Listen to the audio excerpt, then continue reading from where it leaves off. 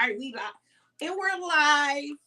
We're live, ladies. Yes. Hey. Hey, Hey, ladies. everyone. We are on YouTube and on Facebook. When y'all Yes. say hi, say hi. I think I can see comments. I don't know if I can see comments or not, but when you come in, just make sure you share this broadcast because this is going to be a real broadcast. This is not gonna be any fluff. This ain't gonna be no advertisement. This ain't gonna be your pretty in pink. This is going to be real talk with real women who have been diagnosed with breast cancer. And I say diagnosed, because this again is not something that we chose, but this is something that God chose for us in order for him to get the glory. So I'm excited tonight for you guys to see from the eyes of a breast cancer survivor, the eyes of a breast cancer warrior, to hear exactly what it is that a warrior goes through real time. Well, a warrior goes through every single day, even after ringing the bell, even after the surgery, even in the midst of treatment. You're going to hear exactly what a warrior goes through. So one of the reasons I truly wanted to do this is because breast cancer awareness, sometimes it can get lost in pretty in pink. It can get lost in being a fad. It can get lost in being a trend. It can be get lost in being cute because it's something cute for the moment. It's something that's hot for the moment. And a lot of times we're not getting the truth of what it is to live as a breast cancer warrior or a breast cancer survivor. So me and my breasties, are about to do some real talk. And if you guys got any questions, post them. I'm going to try to get one of these 50 devices to work so I can see comments.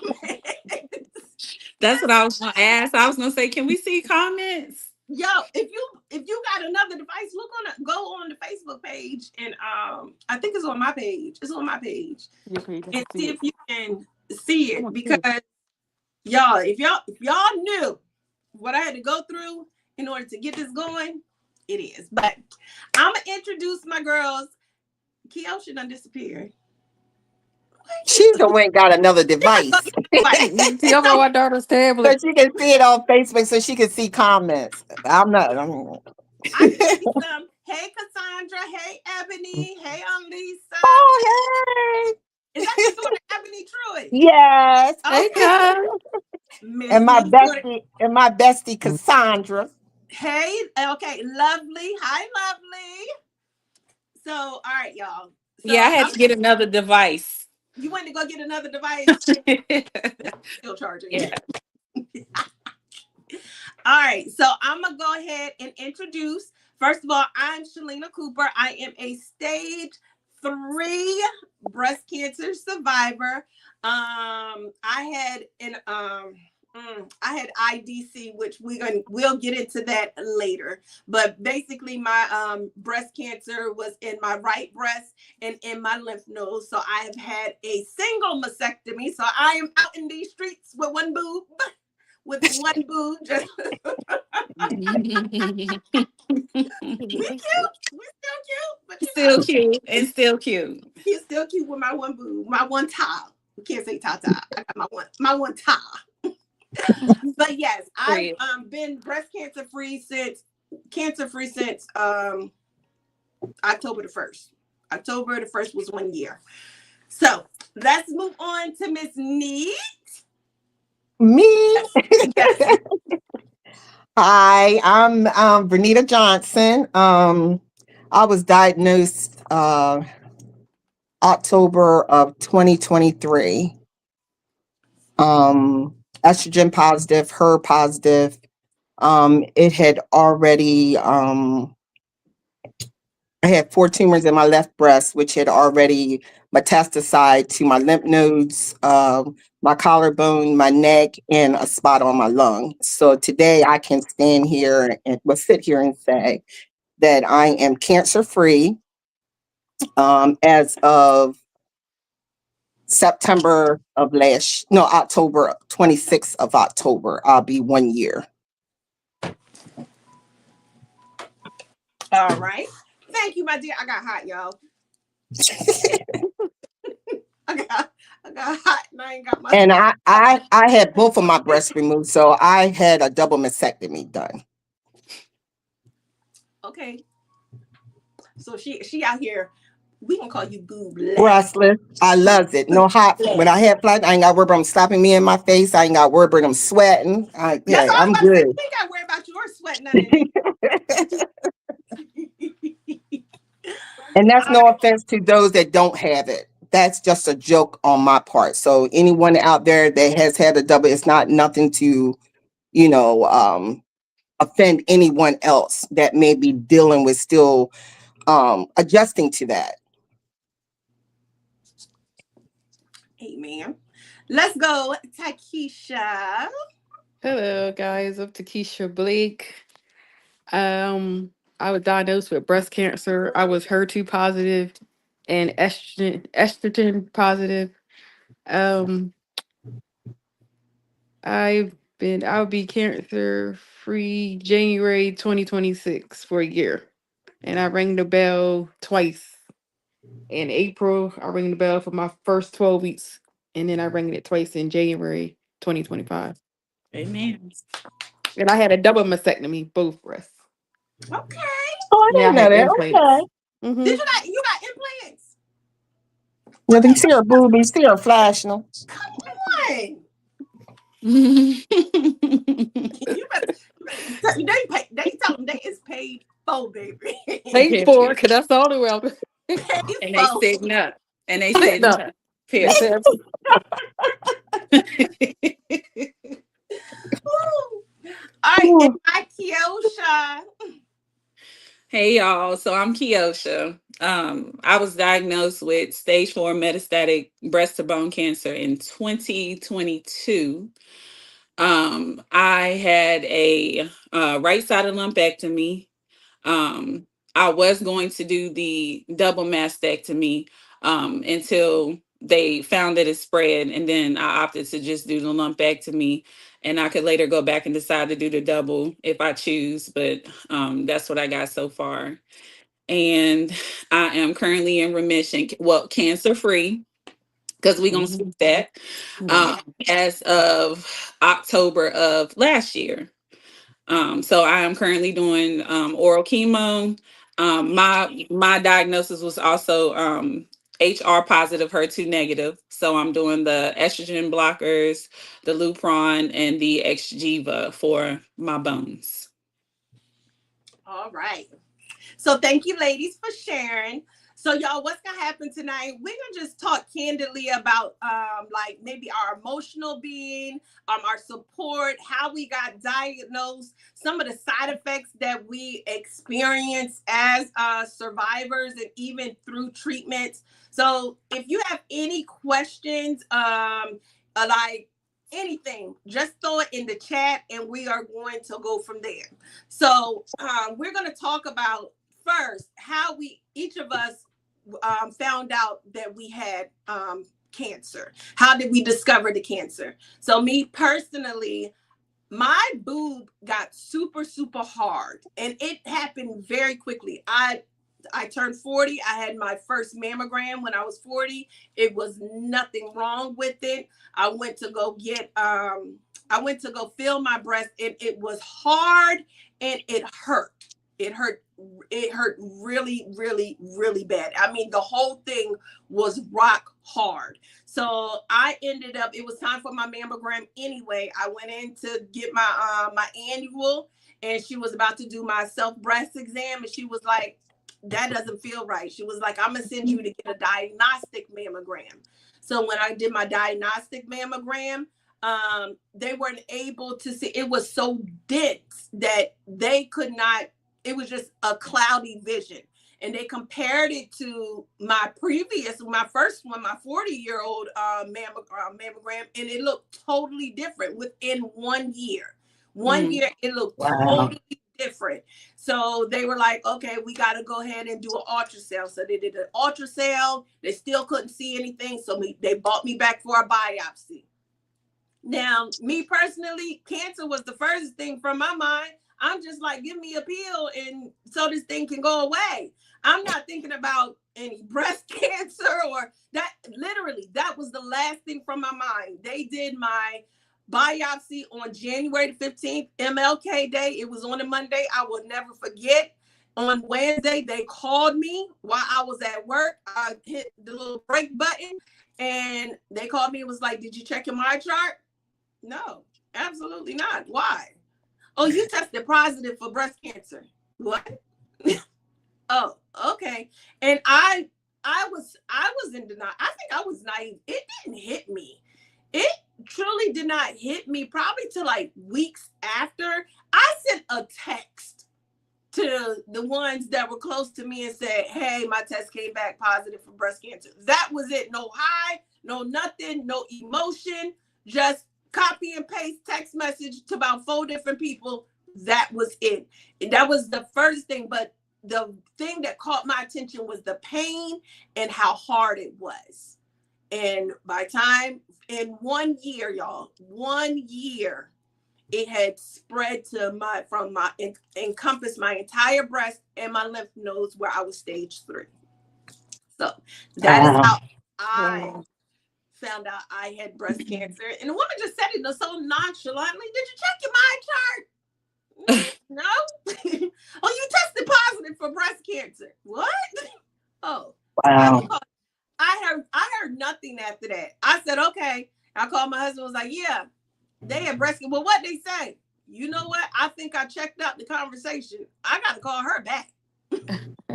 So I ended up calling her back. But hold on, let's see. What was your emotional and mental state of mind right before you being diagnosed? And do you think your emotional stress had any effect on the development? Me personally, yeah, I was stressed out. I was stressed.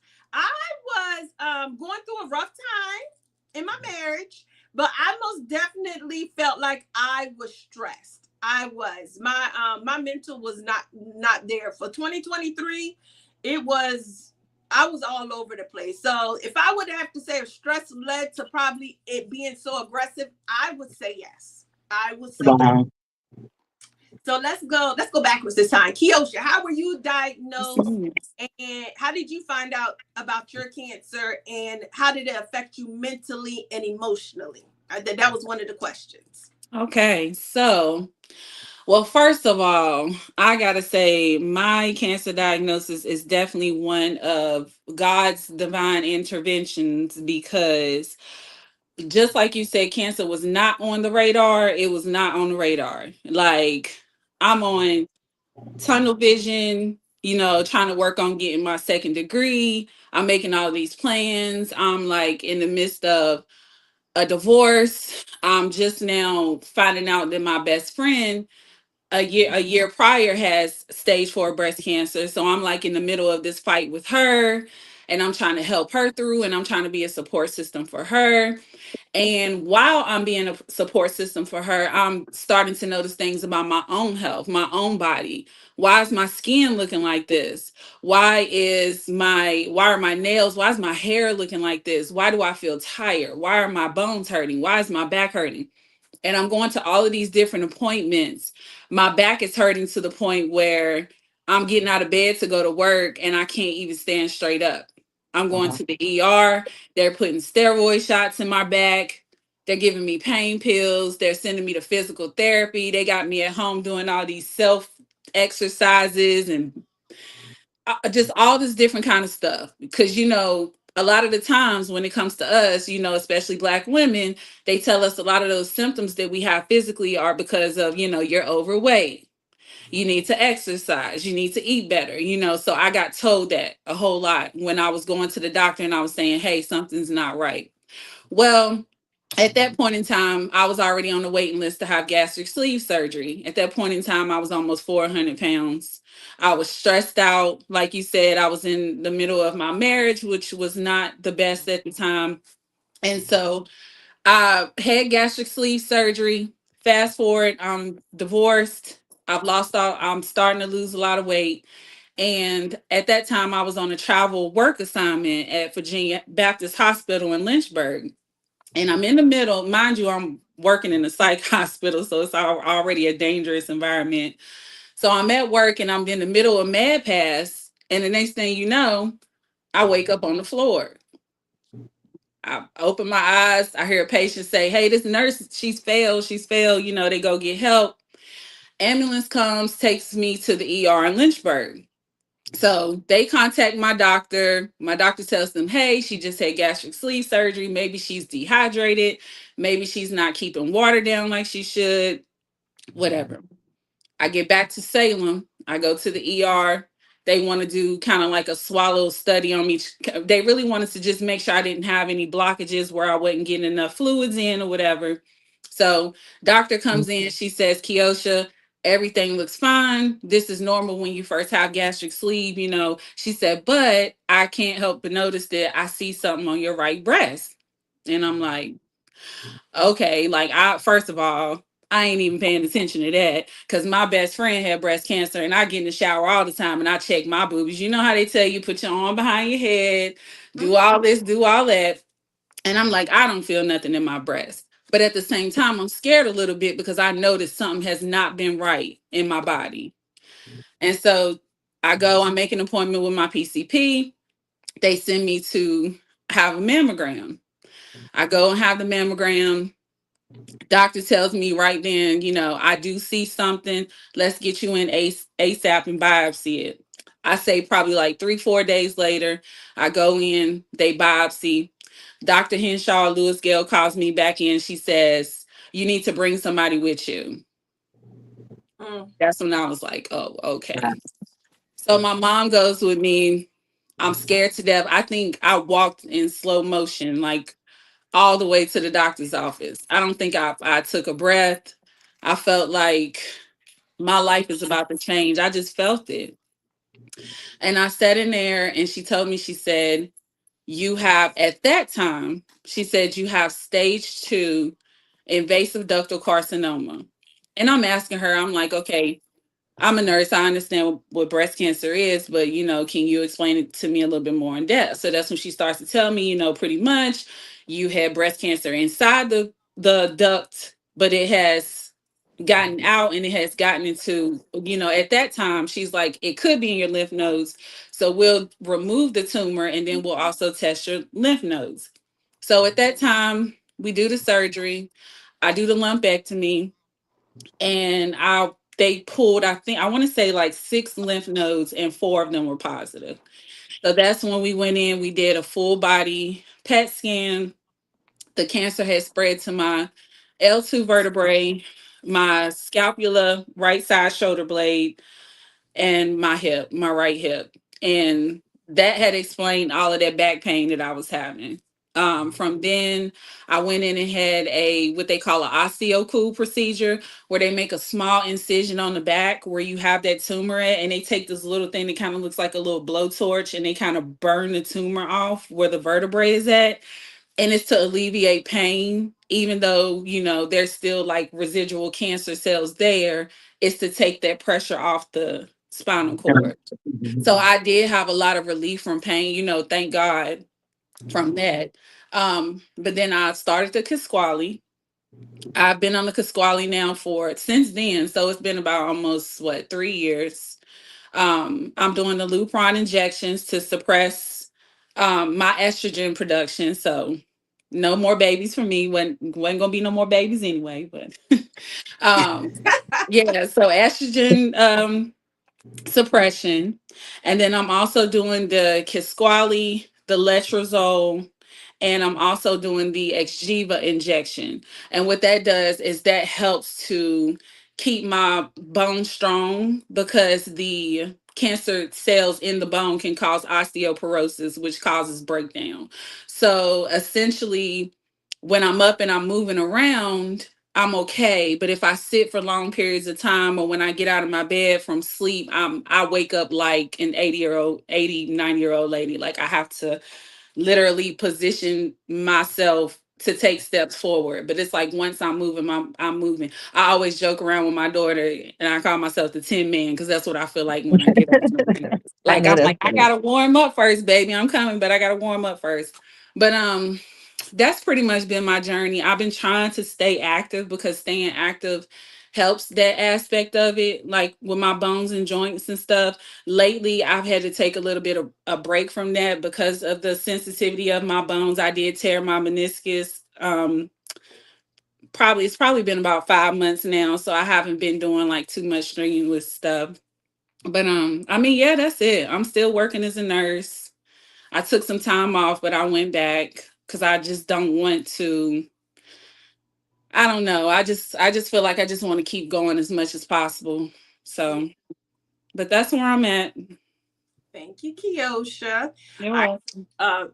Quint, Tiara, we're gonna get to your question, Tiara, because we're gonna talk about this emotional and mental well-being. But hey, Pink sis, hey girl, hey girl, hey girl, and you're gonna get through this. You really are. She said she got diagnosed this year, but we're That's gonna what I. talk about how she can handle her emotions. So make Mhm. stay tuned, girl. Stay tuned.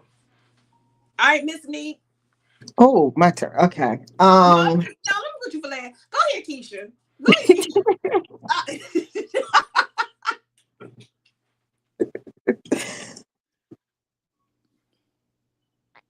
Keisha, we can't hear you. Oh, can you hear me now? Yeah, we can hear you. Yes. Okay, well, I found my breast cancer. I found a lump near my left nipple, which I always will keep it real. I always play with my nipples. So around that area, I felt something like Oh near my my God. nipple. And I was just praying, like, what is this? It just felt hard. To me, I was thinking it felt like a stone. So I'm thinking it's probably like a cyst. So I was just like, I kept feeling it, but it was just sitting there and it wouldn't move. It didn't bother me. It didn't hurt or anything. So I go to my primary doctor and I was like, I feel something here and it's like kind of hard. And then she said, have you been sick? Does it hurt? I was like, no. So then she sent me to Ballistic Imaging and they gave me I can't I mean sorry, I got a mammogram done. And they said it didn't look like anything, was like it basically looked like B9. And then the doctor from Peninsula Imaging was like, come back in like 6 months. I think I came, it was July when I came back. I did the same thing, got a mammogram done again, same breast. Same doctor said they don't see anything, it's still like B9. So Wow. then they end up referring me to the breast doctor, Dr. Suckler. So they wanted to get some tests done on my breast area where I felt the lump at. So he was like, they tested my left breast, and then he was like, well, I don't understand why they didn't get a piece of the what you felt. So I was like, I don't know. So then I had to go back. He ended up testing it, and then I think I got the results, I believe September and October. And Dr. Sucker called me. He was like, do you want the good or the bad? I don't want to hear the good. Just go and tell me the bad. Because at this point, I don't want to know what the good is because I'm now my nerves are tore up. Because I'm just thinking, it's got to be a cyst. It's got to be a cyst. No, he was like, well, I got bad news for you. You got breast cancer. It was HER2 positive. So I ended up after he was trying to figure out was Dr. Manike was either going to start me on chemo or I was going to have surgery first. But I ended up having surgery first. Okay. Yeah. And with mine, I was, after I had the surgery with the little bags hanging and, Mm. that was a time. Seeing the Them dreams. blood coming out, then them drainage Thanks, coming out and with the that blood, blood. it was just a lot. And I Mm. had a good support system, my family and my pastor, and I had a good support system and help and everything. So it was a time. Thank you, Keisha. You're All welcome. right, Miss Neat. Come on, tell your story, Miss Neat. Mm, mm, mm, mm. I can actually. I'm like Kiyoshi. I never thought in a million years that I would get breast cancer. Never. I checked my breast all the time. Now, I wasn't playing with them like Keisha, I was about to say, were you but playing with your nipples? Y'all, I was checking them, and actually,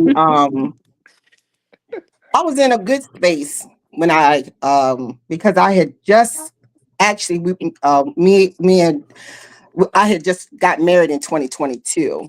So I was coming up on a year of my anniversary, ready to get planning for that for in November. But God had a different plan.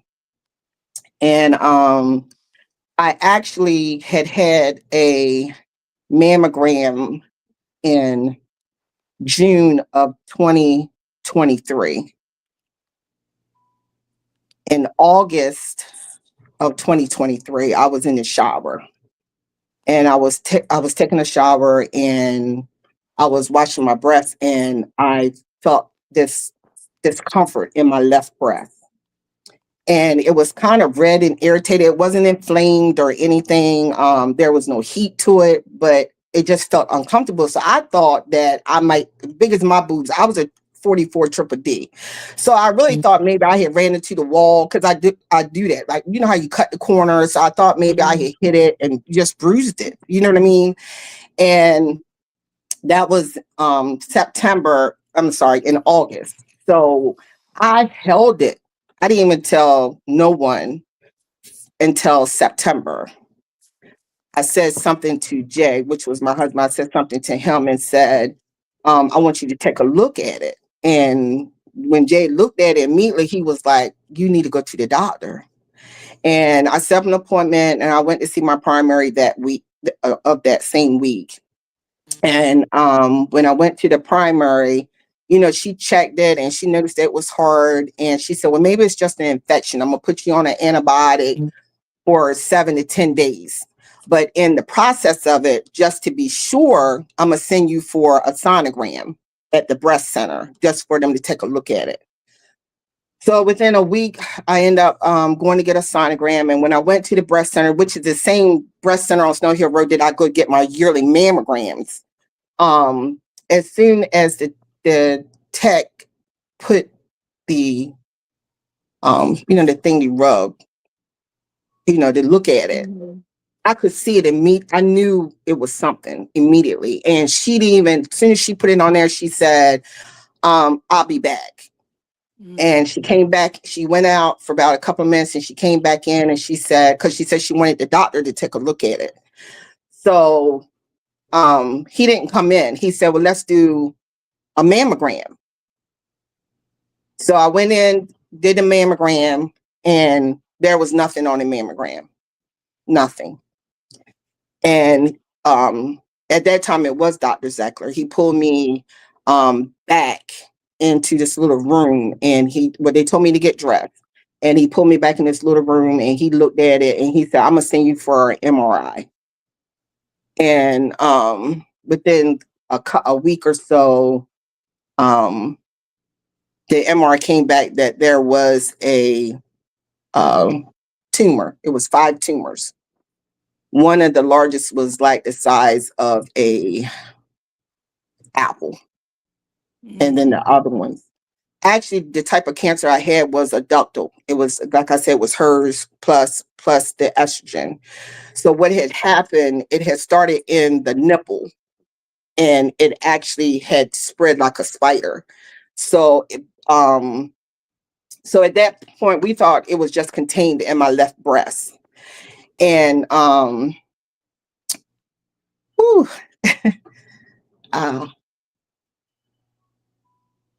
so to make the story shorter, I was scheduled for surgery in November, but Dr. McKnight felt, which that was my oncologist at the time, he said, well, before we do surgery, I want to take another look. I just want to make sure everything is contained in the breast. So at this point, it was contained there. But once the MRI and the PET scan had came back, it had showed that it had already spread through my lymph nodes to my collarbone to my neck.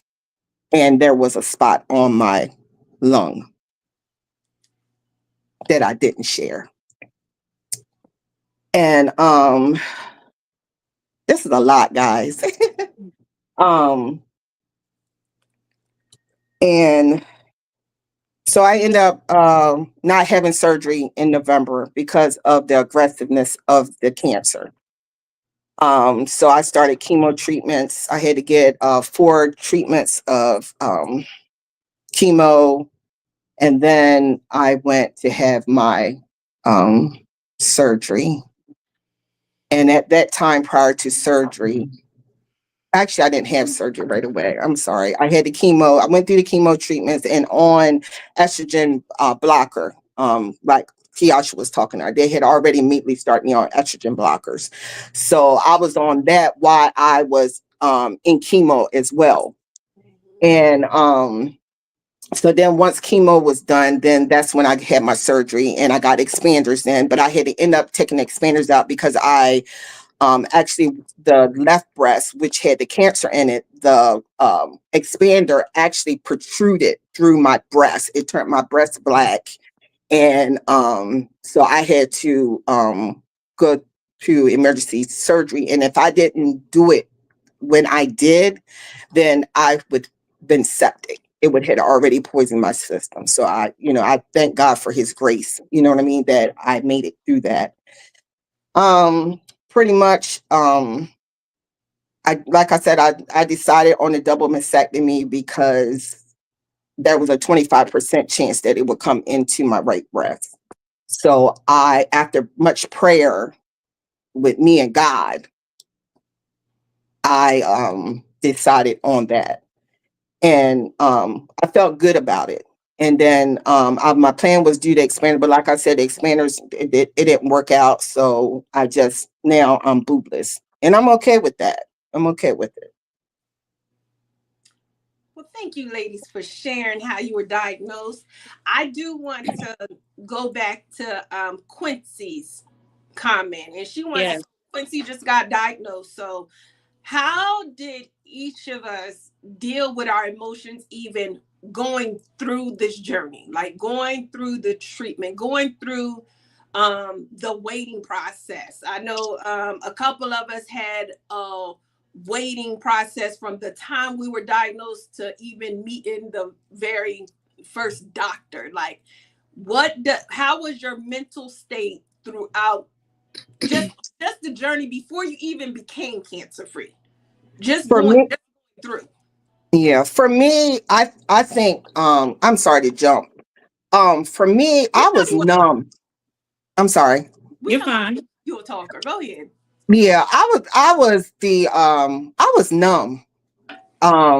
There was I was very numb and I was angry and I was confused. I think I was number one, I was angry with God. I ain't gonna lie to you. I was angry because I was like, I try to do good in this world. I don't try, I try to do the right thing. You know what I'm saying? I try to do the right thing. I try to do right by people. Do I have to cuss people out on the highway sometimes? Yes. You know, but I try to do good. So when I was diagnosed with cancer, I immediately was angry with God. And I stood out in the middle of my yard. I literally stood out in the middle of my yard and I looked up to the heavens and I asked God why. I said, why me? What have I done to deserve breast cancer? And when God spoke to me and said that I had done nothing, that it was a journey that he had to take me on, a lot of times, we get caught up in our own, the emotions. I was so angry. Like my friends and my family, I tell you that I cut people. I wouldn't talk to nobody. I Mm-hmm. stayed in my room. I wouldn't go out. I wouldn't talk to nobody. It's like an emotional roller coaster. One minute you have your highs. Some days you were low. I was more down in the valley than I was up in the high and I had to keep speaking to myself. I had to keep standing on the promise that God had told me. Like, you told me that you was going to heal me. You Yeah. told me that you was never going to leave me nor forsake me. You said that if I trusted in you, that you would take care of me. Like, and then the next day, I would not, all that would go out the window. I'm being real with you. It would just go completely out the window, because then I would get in that darkness, that Mhm. valley, that darkness where if there was nothing no one could say to me that could justify what I was going through in my life at that moment. You know what I'm saying? Like, it's hard, but you have to pull the positive out of it. And it, like I said, it was an emotional roller coaster for me. And I'm still on a motor. It's not as bad as it was, but I'm still on even afterwards, I'm still on an emotional roller coaster. Mhm. Yeah, I It's a just want lot. It's a to. lot.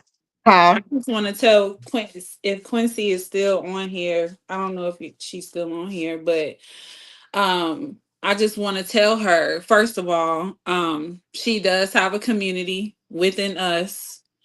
I think one of the most important things when I first got diagnosed was like I was rushing to find people like me. Like I needed to hear positivity. I searched, I mean, Google was like my worst nightmare, but it was also like I need to find survivors. I need to find people who are on the same treatment I'm on and they're still living. I need to find people who, because you seek out those people to pull that positivity from. And so when I do meet newly diagnosed women or women who need to hear, that positivity, I tell them all the time, like, we are your community. I am your community. If you need me, if you need to message me, Quincy, or any of us, you know what I mean? Like, we are here. And this is why we're doing this here on this platform. But as far as like to answer her question about, I think, what was her question about how to handle emotion? Emotional. Yeah, she didn't know how to handle her. She was trying to Yeah. learn to handle her emotion. So I'm gonna say this, and this might sound crazy, but you cannot handle emotion. Which when you get diagnosed with cancer, I don't care what stage, I don't care what kind, I don't care what, there is nothing that can prepare you for that level of an emotional shock. I'm not gonna sit here and tell you, oh, go get a journal and write in it. Go get to, I'm not gonna tell you none of that. You're gonna cry, you're gonna be angry, you're gonna question God, like you were just talking about. You're gonna lash out at your family, you're gonna lash out at your friends, might even lash out at your kids, you might lash out at your husband, you lash out at everybody because you you search every single day for a reason, and there is not one. There is no logic. There is no, oh, well, maybe it happened to me because, no. No matter how hard you try, you will never find a solid logical reason why God chose you. But the only thing you can do is you can try to find things within your journey that that little light goes off, and it says, oh, okay, this is why you're experiencing this. You needed to meet this person, you needed to come across this person, you needed to go on this journey, you need to, and little by little, as time goes by, you will find those little moments where you say, okay, this is why I'm here, this is why. But like, like you said earlier, you will have those days where you like, nah, I'm not feeling it. This is not what I had planned for myself. This is not, when I woke up 5 years ago and I had my whole life structured and I had plans, this is not what I had planned for myself. Like, and like you, I was furious with God. I used to tell God every single day, like, you know what my life has been. You're here with me. You know the things that I have suffered through. You know the things that I have endured. You know the things that I have fought through. You know the things that I have climbed out of. You know the things that I have escaped. You know the things that have hurt me and harmed me. You don't feel like I'm tired yet? You don't feel like I need a break yet? I That told part. God that every single day. You don't think I'm tired? And and honestly, I still ask him that. So, in short, just to answer that question, I don't think that there's a way to handle your emotions, but I think every day you literally reset. Yeah. Every day you reset. And some days you're gonna reset and you're gonna wake up and you're gonna be on 10 and you're gonna be angry. You're gonna say, I'm tired of these appointments, I'm tired of this medicine, I'm tired of these shots, I'm tired of all this, I'm tired.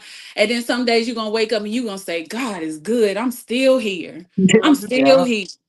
Mm. yeah, Thank you, God. You saving me. You saving me. You put me in a place to still bless people, even though I'm hurting.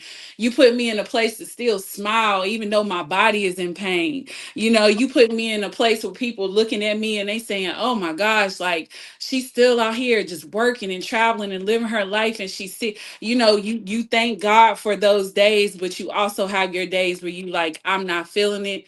Let's try again tomorrow. Yeah. And you have to find your support system. You do. You have to find your support system because you're going to need it. Yeah.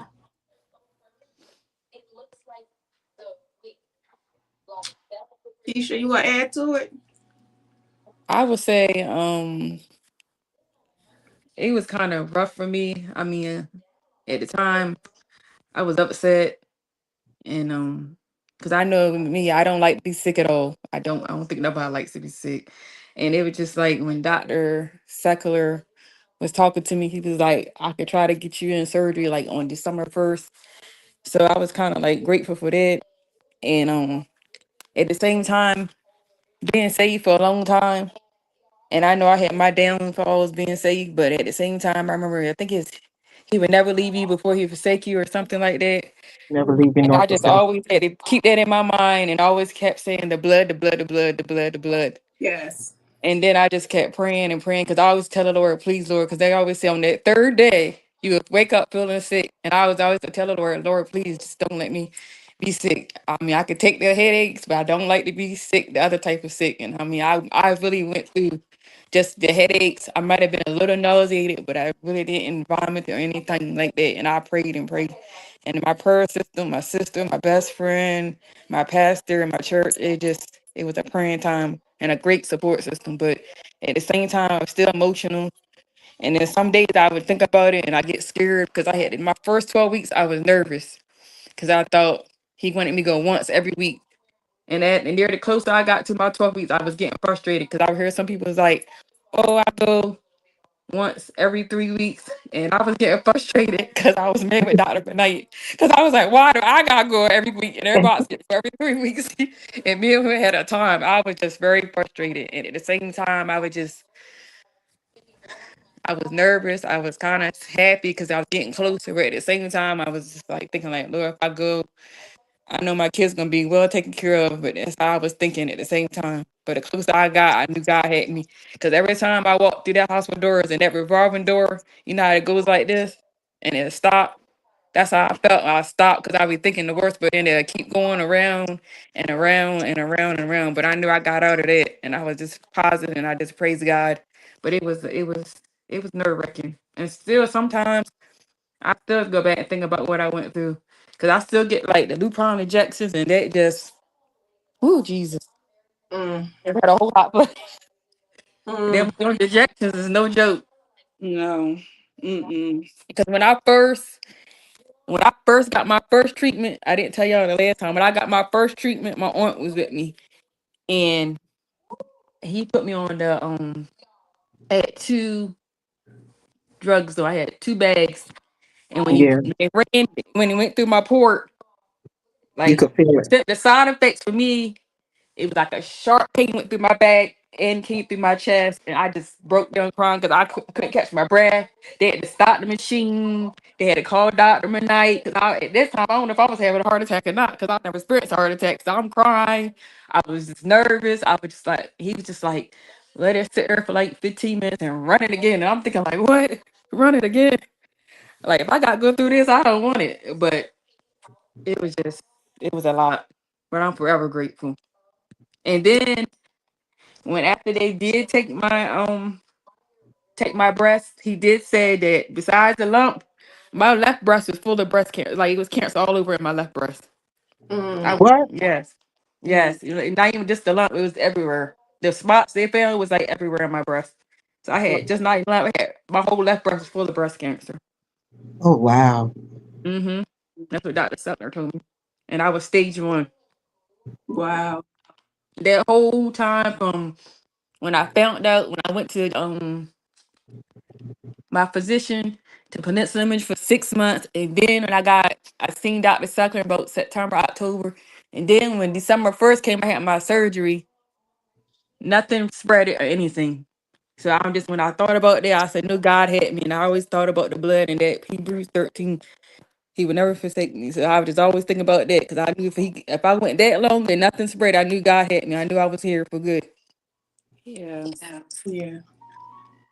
And it's I always good to have a support system too. yes. Mhm. Support system is key. I And thank my God for friends and mine. family, God knows. I thank God for mine. If it wasn't for, I'm gonna tell you, because even going through those, like Keisha was saying, those chemo treatments, and me and Selena's talk about it. That chemo, it kicked my butt. You hear me? It kicked my butt. Like I didn't even know where I was. And if it wasn't for my daughters and my husband and my friends, them like taking care of me, like, cause I would get my, I was on 21 on, 20 off or whatever. And it was like, well, every week I wasn't off. I'm sorry. So like by the time I got my shot, it was like 10 or 15 days. I was sick. So then when you get that, what, 4 or 5 days break, then I had to go right back. And if it wasn't for me changing my daughter helping me change my eating habits, the type of food, the intake, Yes. getting up, walking, the water, changing my water, changing my whole entire diet in order for me to be able to handle the chemo in my body. Mm-hmm. Yeah. It had turned my nails black, my toes, my everything was black. Mm-hmm. Where it was and where the poison was inside my body. Yeah. Chemo It is was a hard. lot.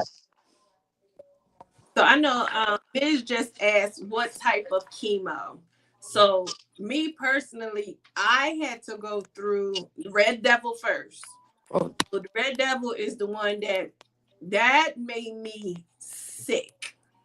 When I tell you sick, sick, and it never kicked in. And that's the thing, like with chemo, sometimes when you feel like you still got to show up, you still got to do. The one thing that I regret is that I worked through chemo. I worked through chemo because I felt like I still had to continue to show up because I've always been the strong one. I've always been the strong one, and I got to show people that I got this, and the cancer ain't gonna defeat me, and I ain't gonna let nothing take me down. Honestly, my tail should not have worked. I should have really like allowed my body to just I needed to be in the moment. I needed to be in the moment. I needed to just go with the flow instead of literally like pressed. I pressed. I would do chemo on a Friday. I knew I was going to be sick by Sunday. I knew I was going to be sick by Sunday. But I made sure I had the protein shakes. I made sure to get yourself together because you got to be back to work by Tuesday. Wow. By Tuesday, and I was going to be back to work and show up like nothing had happened. Like nothing happened. Like I got this, but inside, like that Red Devil. So I started out doing it every 2 weeks. And then I think after the second session, I was so sick and I couldn't recover in between sessions. I had to move it to every 3 weeks Oh because wow. even they say you got to make sure that your strength was up, bruh. Like I was gaining my strength back probably like 2 days before the session, and it wasn't even at probably not even at 60%. So we had to end up from going from every 2 weeks to every 3 weeks. That was the hard one. Now, when I finished that, I think that was like May 1st. Baby, I'm not doing no chemo during my birthday month. I'm not. Now they fought me because my birthday was May 26th. I done gave y'all 2, 3 months of I'm not doing chemo my birthday month. And I said, you can schedule me, but I'm not going to show up. So I didn't start my Taxol. So I moved to Taxol. Taxol was every week, 12 sessions.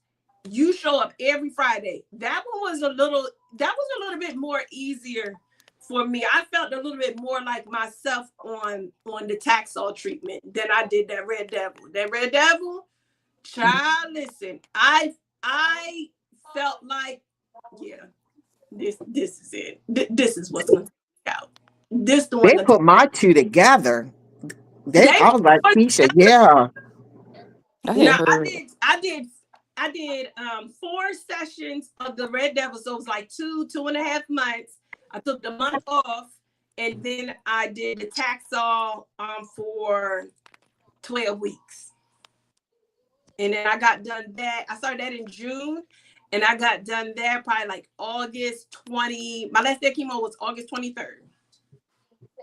Thank you, Miss. Miss, because I forgot the name of a child. Mm-hmm. Yeah. That's it right there. Yeah. So what And what it is the devil. Doxorubicin. That's what my friend was on, Doxorubicin. And yeah, and it takes you down.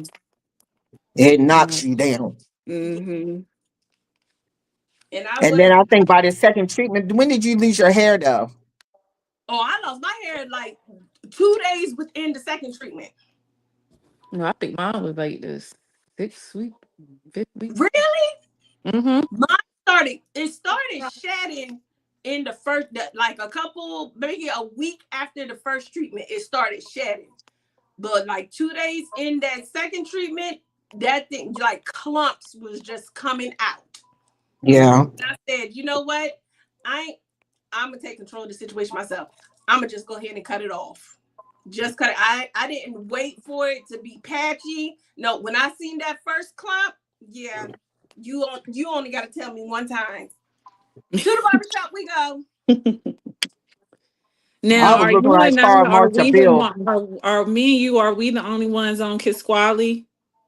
Shalina, Yes. have you ever been? Okay. I'm You're Yeah. in. not on Pasquale, are you? Yeah. Selena. No, I. Oh. no, Oh. I'm Okay. on Versenio. I I'm on am. Versenio and Lupron. Okay, yeah. I was so relieved to finally meet somebody else on Casquale because when I tell you Casquale be taking me up and through there, and I'll be like, one of the biggest misconceptions about oral chemo is that it's easier or that it's easy or that it is terrible. Like It's hard on your body. it is hard. And I remember like when I first started taking it, like it literally feels like you have, first of all, you take it 3 weeks on. Hold on. But this is what it looks like. Yep. What it looks like. And it has That's these it. little, these, this is 3 weeks right here. That's a week, that's a week, that's a week. And you have these pills.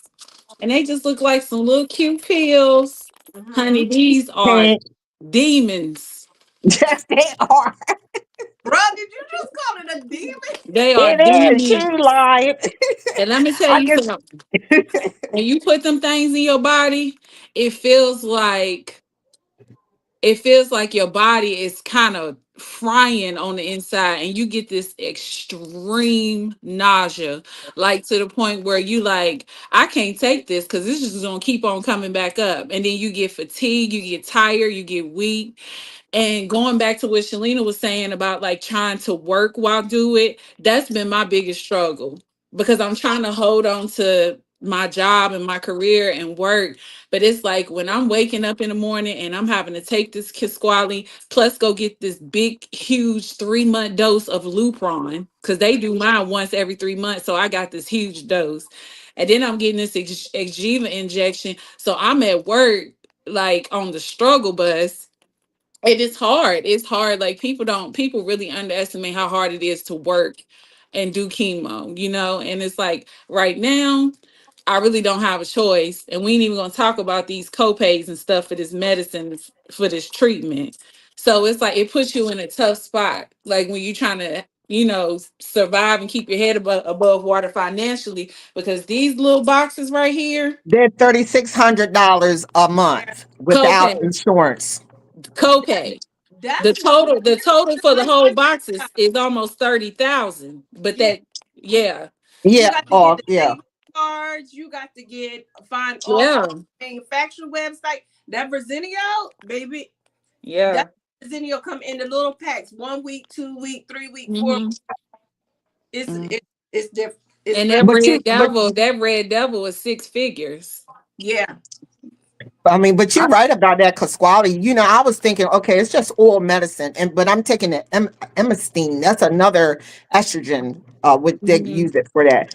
And with that Pasquale, like my bones ache. I be walking around. I can't even Yes. sit down for 15 minutes and get up and walking like an 80-year-old woman. Yep, that's me. It That's messes me. with your joints and your bones. I feel burning all the hmm time in my legs and joints every time, and I get nauseous with it. Like Yeah. when I'm off a week, and when like this week is my week back, and I was just Yeah. telling one of my girlfriends like it's like I'm doing the IV because for 2 weeks it takes me 2 weeks to just To adjust because of recover. the Yeah. to recover from it. So it's Yeah. like I'm still doing chemo, Yeah. and I This have to is do my it for the first rest of week my back life. too. Yeah. And I worked last night. This is my first week back. So I took my first dose yesterday, and I Mine worked was last Tuesday. night, and I'm working overnight on top of that. So I'm struggling to stay awake, and I'm got chemo running through my body.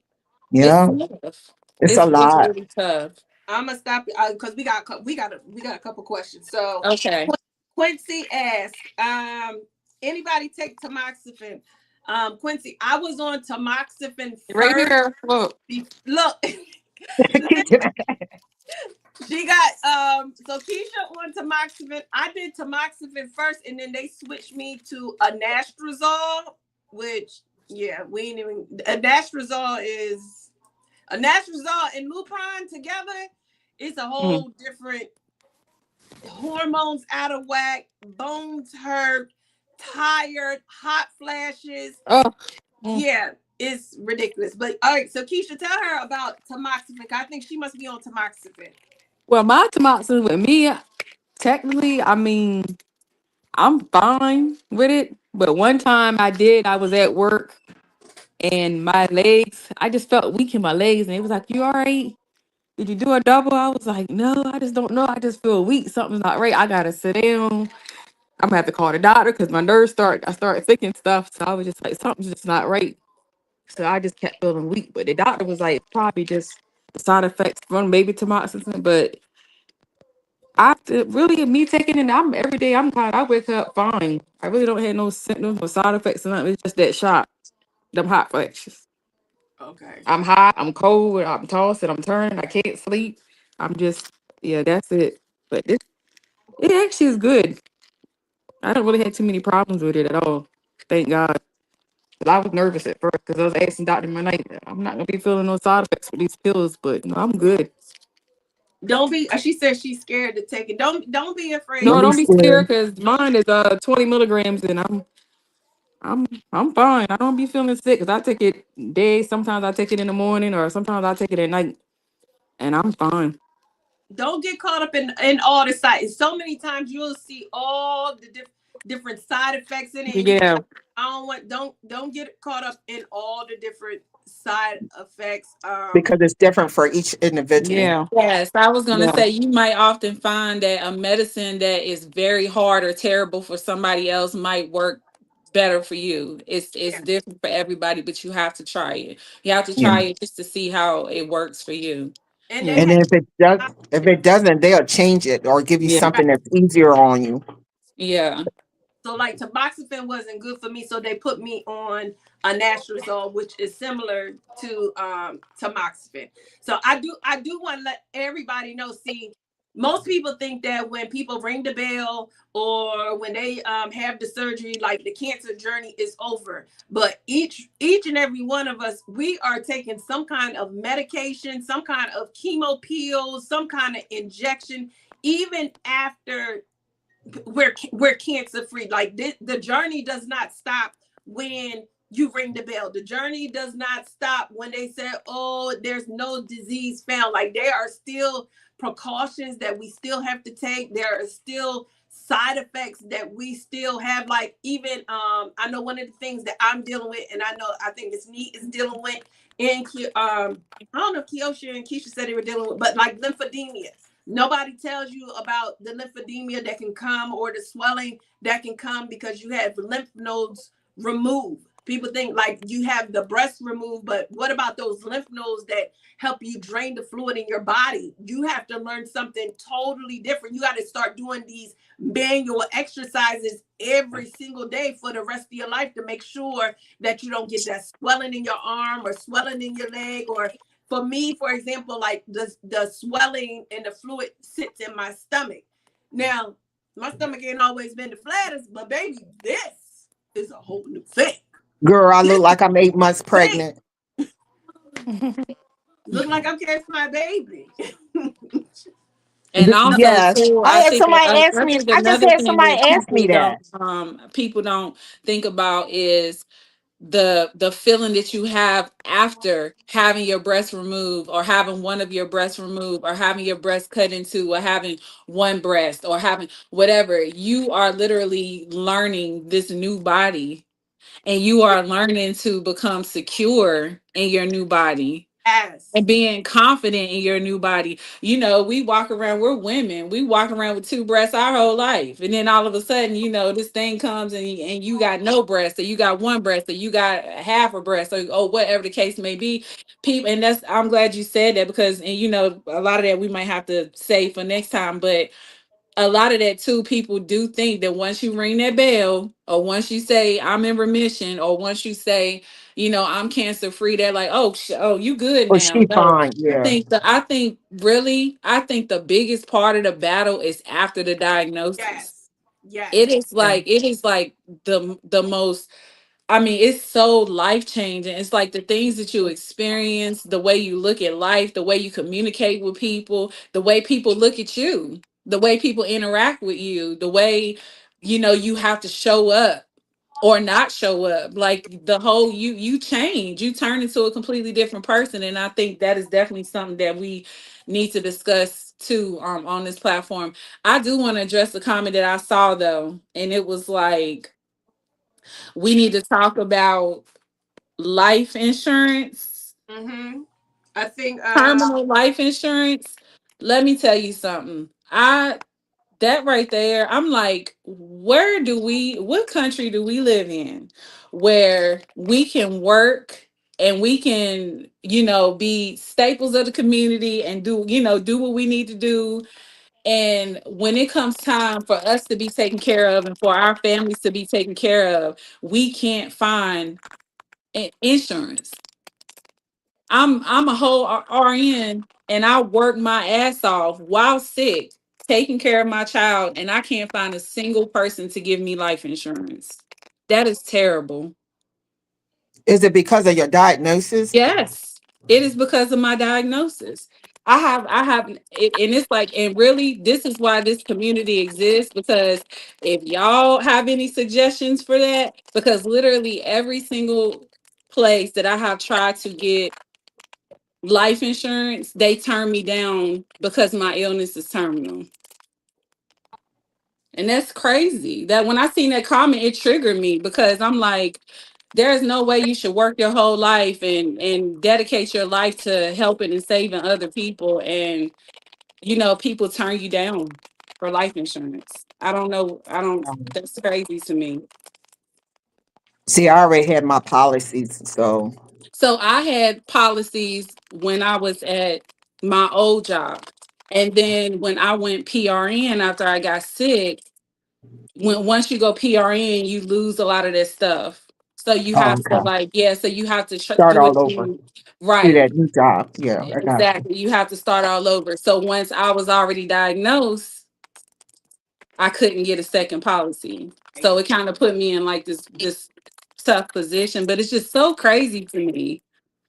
so I'm gonna ask the audience. All right, so anybody with any resources for that? So I'm gonna ask y'all to put that in in the chat right now. Yeah, I want to know what made her put that comment. Do you know somebody who had that experience, or I want to know what made her put that comment, because that's definitely always on my mind. Here, I see if Huh?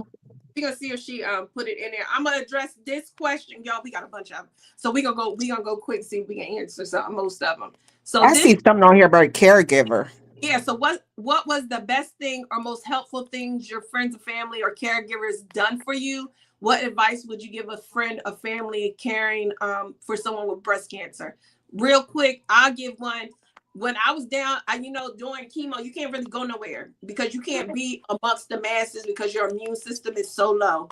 I would tell you that my community, my support group, they know I love little trinkets. And every once in a while, probably like twice a week, an Amazon package would show up on my step, whether it was protein shakes, whether it was little breast cancer coloring books, color pencils, activities for me to do, socks. I love socks. So just reminding them that they're not by themselves, that somebody is just thinking about them, remind them that they're not alone, even though they're not going anywhere.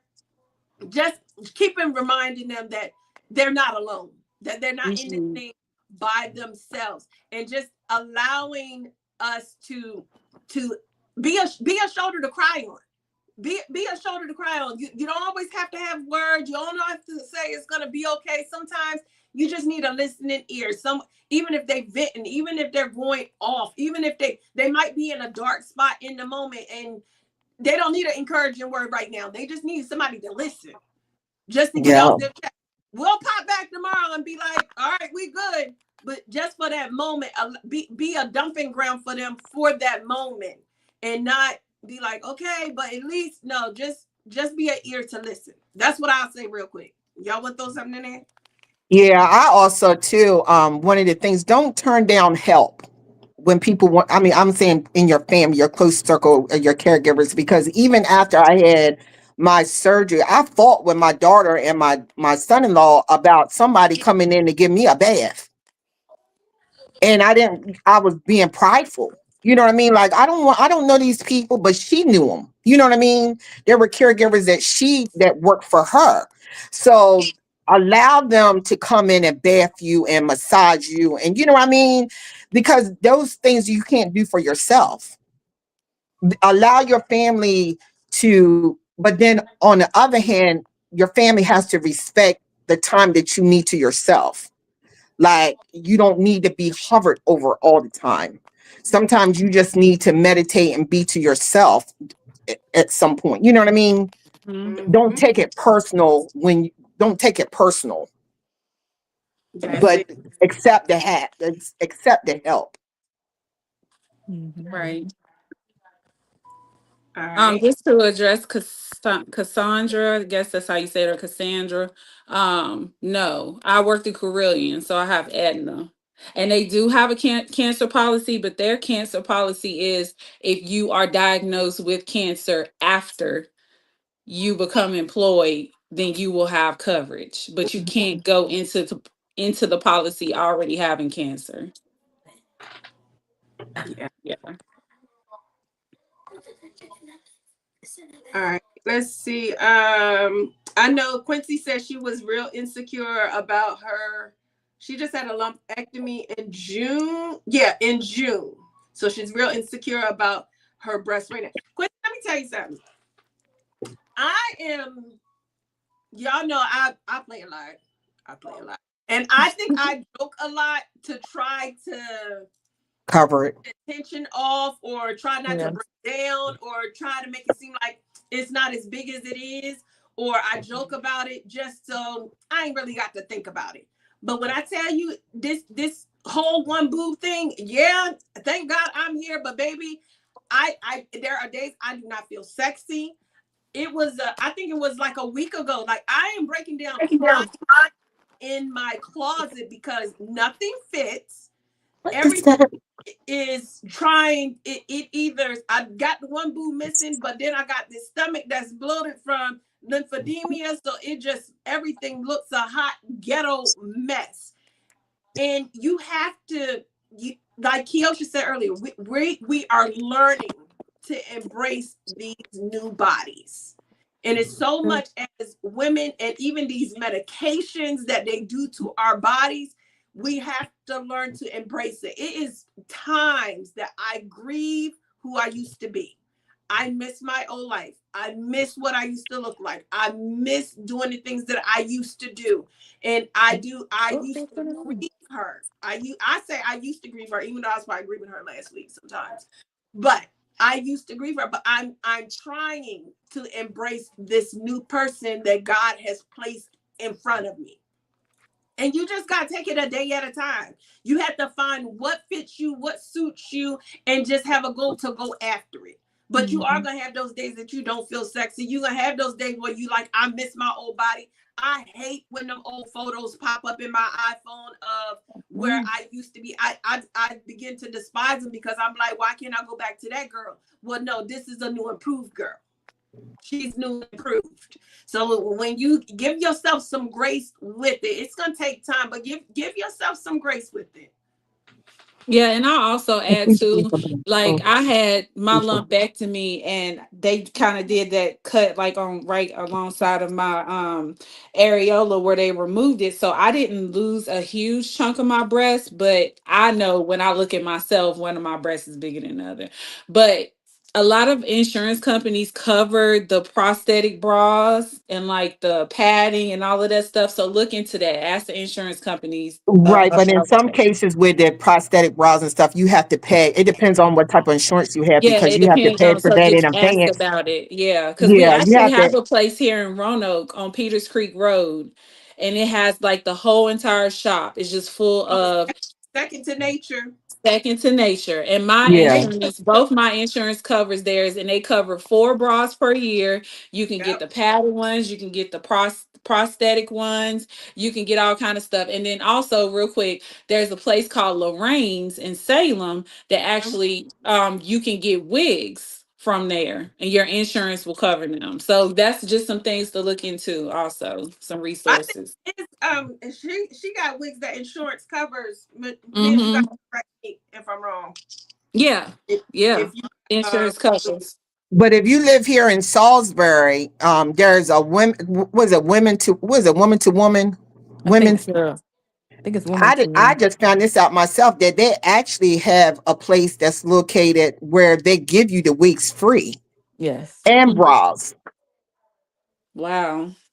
Yeah, and I just found that out myself. Yeah. Yeah. You just have to get in touch with your insurance and ask those questions and see what they cover because wigs are expensive. You know, Yeah. somebody mentioned, I was reading something on here where someone mentioned about the copay for medications.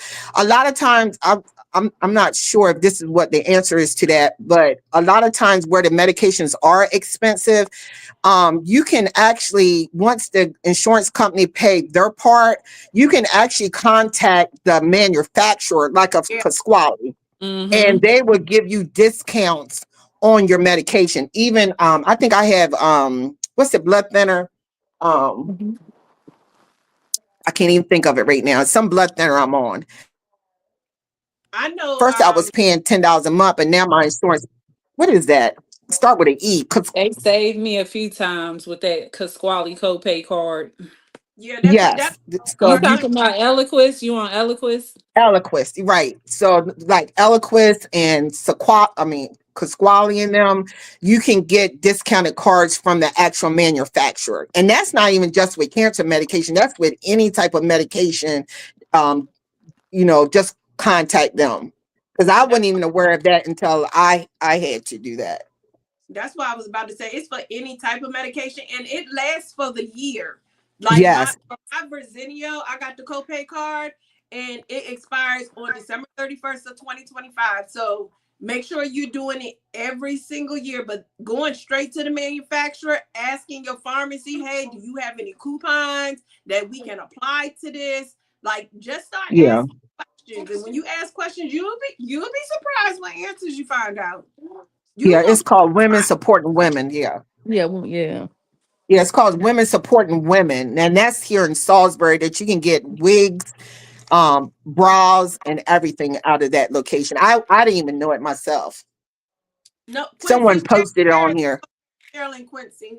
It's Salisbury, Maryland. Let me see. Quincy, are you in Roanoke? Is she in Roanoke? I think so. All right. I think. All right. So I think we touched on. The needle for. We talked about copays. Y'all, My copay is $1 for my tomato. I think we got everything. I think that was all. If y'all got other questions. Oh, somebody said it at the very beginning. Like, how do you show up for yourself, Tyler? How did you find the strength to keep showing up for yourself day after day? That's how we got. I don't know. Yeah, right. I don't know. I don't know. Some days you just sometimes, like I think Kyoshi said it best. Sometimes you just numb to it. I know me. I've dealt with a lot of trauma, so it's just something else that you got to get over. And you see visions of you can see glimpses of yourself, your future self. And I think sometimes that's what pushes me, is that I see glimpses of this whole future, even though I don't see it right now and I don't feel like it right now. I see that glimpse, and there are days that like I'm going to get her. I'm going after her. And then in some days, you know, you feel defeated. You feel like this is life. But those days that I feel that glimpse, or I see that glimpse where I got that strength and I'm going after her, baby, we going for it. Yeah, like, I see think me we pop just up push through to have that next day. That's it. Yeah. When you see me I pop think up my doing a video, I feel good that day. When you don't see me for a couple weeks, yeah, lift me up in prayer. I think my be honest with you, and I think we mentioned it the other night when we were all four talking by ourselves, and my I'm still fighting to get out of the invisible prison with fear. Even though I'm trying to eat right, I'm trying to take medication, and but I have this fear that this cancer, you know what I mean? There's fear. Yes. There's Yes. just fear, and I can't shake it. And I know somebody could say, Bernice, you know, you hear people can look at you on the outside and say, oh, you look good, you're this and you that, but you have no idea how I see myself. Yes. You said I that. don't see. And when and Selena said she sees a glimpse of her, I haven't seen that glimpse yet. I'm struggling with that. Yeah, me And I too. can honestly, I'm struggling with that. I can agree with that. I'm struggling with that. So I'm struggling with seeing past. I tell myself every day that I'm going to beat it, but I struggle with seeing myself looking at cancer in past tense. Yeah. That's where I struggle, is Yeah. making plans and seeing myself past those plans, because fear is still a heavy part of me every single day. I'm petrified. And I dressed it up. You know, I told you guys the other night, I said I find myself putting a mask on for people to say, yeah, she's good, I'm okay, but I'm really not. I struggle every day of the hour, of the minute, every second of the day. There may be one day that I can put a head on, put some earrings on, like, okay, I got this. But by the time I get out to the car and look at myself in the mirror, like, this ain't it, I'll come back in the house. You know what I'm saying? So every day, but I have my good. Then there's days I'm like, okay, God, whatever it is, I'm here for a reason and a purpose. Yeah. So we're gonna have to take it one day at a time. When I was out for a year, when I lost my hair, I rocked my bald head, and every time I did go for my treatments, they did blood work, and my immune level was good. Everything was good, so I didn't have to stay in the house. I could just go. But they did, where I was working for the state of, where I still work for the state of Maryland. The CEO there, she told me she did let me stay out for the first 12 weeks because she understood the situation. She said, I think you should just stay out your first 12 weeks, and then maybe you can come back to work after your 12 weeks. But then the doctor recommended me just go ahead and just stay out the rest of the time, about September. And that's when I went back to work. But I could go places and everything. My immune level wasn't low or anything like that. All my blood work, every time they were just like, each doctor, she was just like, your blood work is good, you're good, your levels is good, everything is looking good. So it was just like mostly the side effects for me from the chemo. Mhm. Yeah, I'm looking at this comment right here. I still travel. That's what I do. I Yes. travel. I feel like traveling is a big part of like escape for me. Like it's like it keeps me distracted. And then it also just makes me feel like I'm living too, you know. So I know, a lot of people, they kind of get scared to travel like once they start chemo and stuff, but it's like that was one of those things that I didn't let stop me because Mm. I feel like that's like one of my ways of coping is just staying busy and being on the move. But I probably do need to slow down a little bit. Somebody's, I know we got to probably wrap this up, but somebody's asking talk about survivor Yeah, remorse. and with this, well, this gonna be the last question, and then we're gonna do a little round robin. So, Mm. what time is it? 9:22. Okay, we got 8 minutes, y'all. All right, Yeah. survivor's remorse. How y'all feel about survivor's remorse? Woo, child. Kiosha probably the biggest one to deal with survivor's remorse. I'll probably say that. Why, Kiosha? Mm, I don't know if I could touch that one. All right. Well, Survivor's remorse probably follows me like a shadow. I can't fathom, I can't understand why my friend is not here. And when I see her children, I think that's when it hits me the hardest because I know what kind of mother she was and I know how much she loved her children and how much she would love to be here with her children. And I see me still being here with my daughter and I ask God all the time, like, why would you take her and leave me here? Why would she leave her children and I'm still here with mine?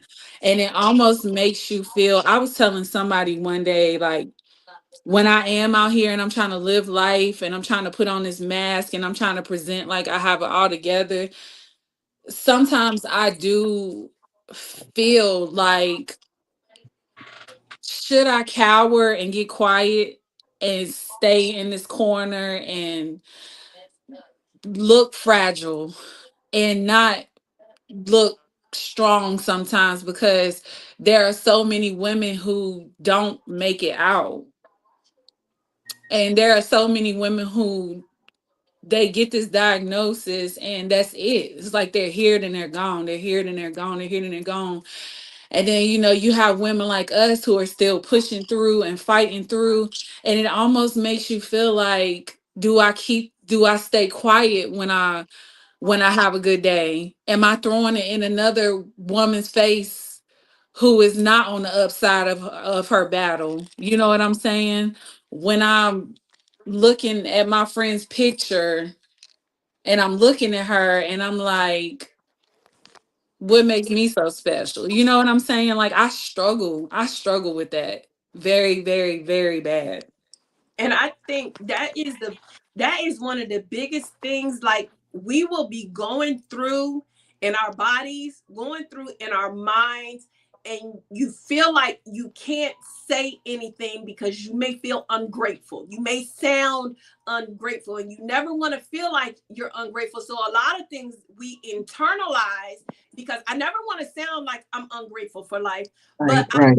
never want to be like, oh, you complaining and this happened this person and this happened that person. Like you don't feel like you have a place to complain because God gave you life and that you're still here. Even though you feel that grief, even though you feel like, I lost a part of me, even though you feel like, what, my body is hurting. my body is aching. I can't move like a normal 30 or 40-year-old, or I'm getting tired of taking these medications that either have me nauseated or have me throwing up or have me on the toilet 24/7, or because it's so many different things going on in my body that I have never experienced, but you cannot express it because you don't ever want to feel like you're ungrateful for life. So you Right. keep all this stuff in, and now it becomes a weight, Even look at it. a burden. It becomes harder, and now you all in your mind. I think I seen Quincy said, she's still in a place that she's going to see a therapist on tomorrow. Girl, go see your therapist. We need Jesus in therapy. Therapy and Jesus. Yes. Go see that I go every therapist. Thursday, baby. Me and my girl Ashley, we kick it every Thursday. Every Thursday. Because I need Jesus and her. Because it's so All of them. you Yeah. I tell them you can be surrounded by so many people, but you can still feel so Feel so alone. lonely. Oh my Nobody gets God, man. Nobody Mm. understands, That and bubble. it's hard. And even though and people want to be there for you, people want to support you, but it's hard to explain something to somebody who's never been through it. Turn the So you heat on. keep it to yourself. Turn the heat Because down. I don't want to No. be the pity girl that's always talking about cancer. I don't always Yeah. want to like my cancer done did something to me. That's why I can't do this. I don't want to always be like somebody had to sympathize with me because I had cancer, or I'm still struggling with cancer even though I rang the bell and I'm cancer free. Why am I still talking about cancer? Mm. Those are the things that go through the mind of a survivor, a warrior. Like, people think it's over, but I'm still dealing with it every single Every day, day. Every second. minute. I am still dealing with it, and it's not something that is just going to disappear or go away. And sometimes it is going to take you and Jesus, you therapy and Jesus. And The the Holy Spirit. It's good. Mm. But I tell you, the Holy Spirit will comfort you in that pit of despair. That's why we are that's why we are on this panel today, because it is God that has literally kept us even when we didn't want to be kept. I'm not even gonna lie. There are days that I'll be like, God, if you don't wake me up, I'm okay. Mm. Now I ain't gonna hurt myself, but I'll be like, if I don't wake up, baby, I'm all right. I'll Mm. be all right. But it's the weight of that burden that is on you that you just feel like, God, I don't want to go through this no more. And this is even after being cancer free. It is a different type of heaviness. When I first got on this live, first of all, y'all, Miss Shalina prayed us down, honey. Okay. Yes. She prayed Yeah. us down. Yeah, But when I first got on this live and I said I had a heavy day, I'm telling you, you said that just now. Like, there is no, it gets real heavy. It gets real heavy. I don't care how good you think people out here making it look. I said the other day on the post I put up, I said every I'm okay is not true. Just because somebody says they're okay does not mean they're okay. And you got to remember that, a lot of people make it look real good. Yeah, a lot of people make it look real good, but it's tough. It's tough and it's heavy. y'all got any final statements? I think that was all. I did. Honey, you said a mouthful. You said it all. Yeah. All right, well, we're going to close out. I thank my breast. Oh, Quincy. Quincy said, wait a minute. What did Quincy say? She said, how often do y'all get together and what days? All right, so real quick, because I got like a minute. This will probably blow our mind away, but go ahead.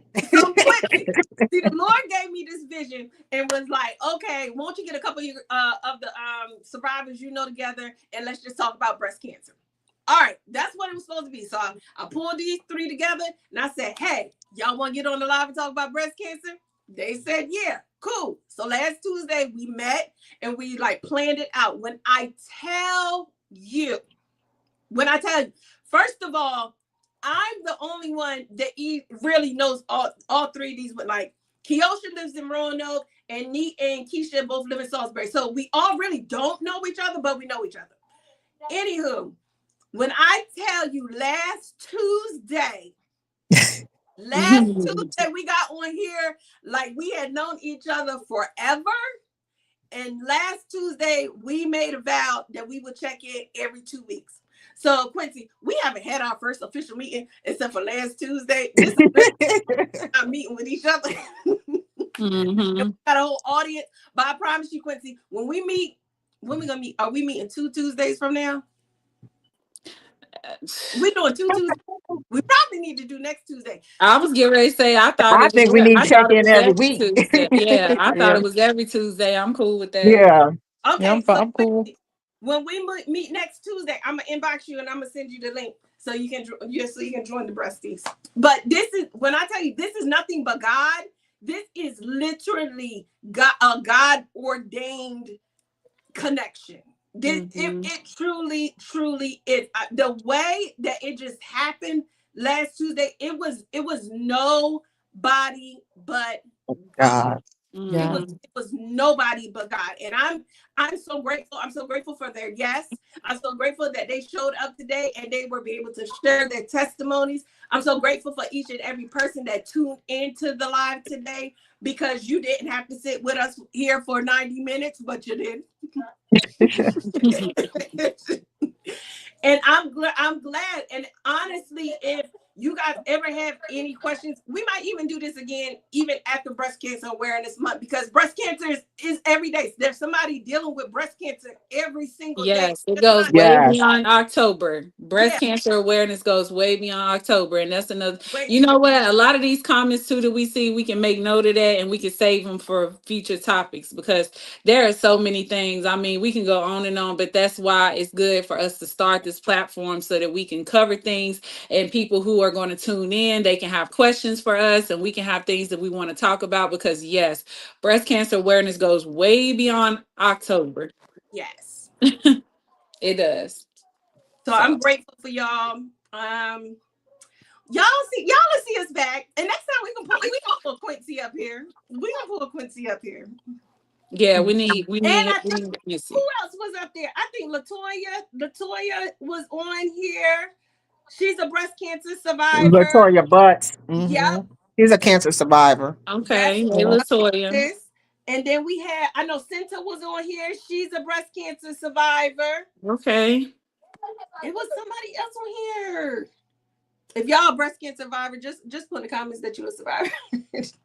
But I'm grateful. I'm so grateful for y'all. Any last comments, y'all, before we go?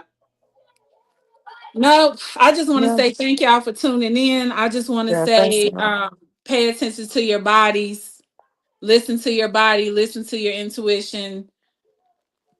That's it, that's all. All right, y'all.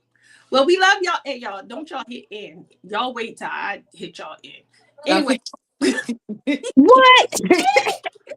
don't you dare hit in. I gotta figure out how to end this thing. Okay, guys, tune in next time. Just watch for another flyer. See you guys. Bye. Hey.